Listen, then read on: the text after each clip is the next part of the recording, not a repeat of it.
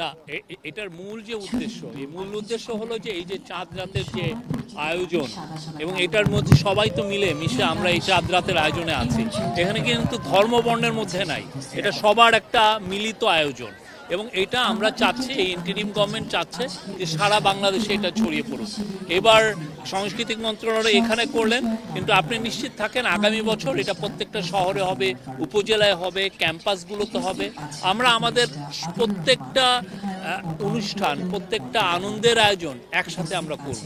এবং এখানে কোনো সাংস্কৃতিক ফ্যাসিবাদ আসবে না যে না আপনি এটা করবেন না, এটা করলে ঠিক না, এটা করার মধ্যে একটু গন্ধ আছে, এগুলো কিছু না। আমাদের নিজস্বতা, সেটা যে কোনো, এটা মুসলমান ধর্মের হতে পারে, এটা অন্য ধর্মের হতে পারে।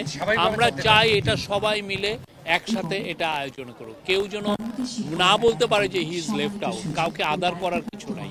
হ্যাঁ, আমরা এটা নিশ্চিত থাকবেন আগামী বছর এটা সারা বাংলাদেশে ছড়িয়ে যাবে। হ্যাঁ, বাংলাদেশের নতুন সাংস্কৃতিক বিগিনিং হলো, আমি এটা বলতে পারি।